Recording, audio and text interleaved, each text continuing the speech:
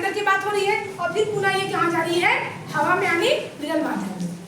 तो यहाँ पे हम लोगों ने क्या देखा कि Pe जो है वो क्या है, आपतित किरण, और EF यानी E और F ये कांच के बीच में जब रे अपवर्तित हुई थी ना, तो इसको क्या बोलेंगे हम लोग, अपवर्तित किरण। उसके बाद FS हमारा है, FS की क्या है, निर्गत किरण।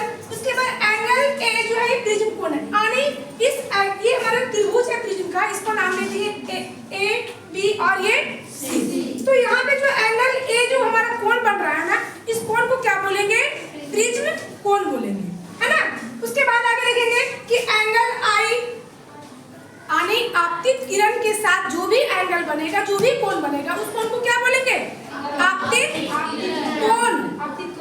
बोले तो आपतन कोण, आपतित किरण के साथ जो कोण बनेगा वो आपतन कोण। और अगर किरण उसी माध्यम में आगे इंटर कर रहा है, प्रवेश कर रहा है, तो उसको क्या बोलेंगे, अपवर्तन कोण। लेकिन हम लोग पिछले ये प्रकाश का प्रवर्तन में नियम पढ़े थे कि एंगल I बराबर एंगल R, उसमें क्या देखे थे, एक किरण आ रही है, दूसरी किरण इधर की ओर बेंड हो रही थी, उसी माध्यम में, है ना। लेकिन यहाँ पे उसी माध्यम में नहीं, बल्कि ये आगे चलते जा रहा है। तो यहाँ पे अपवर्तित किरण जो हमारा है, आपतित किरण जो हमारा है क्या, Pe, इसके साथ एंगल I बना आपतन कोण।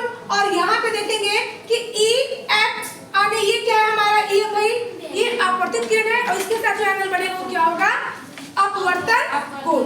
अब रही बात F और S। FS क्या है हमारा निर्गत किरण, और FS किरण जो निर्गत किरण के साथ जो कोण बनाएगा, उस कोण को हमारे यहाँ पे E से मेंशन किए हैं, और ये जो ये कोण बनेगा इसको क्या बोलेंगे, निर्गत कोण। कुल मिला के निर्गत किरण के साथ जो भी कोण बनेगा वो क्या होगा, निर्गत कोण।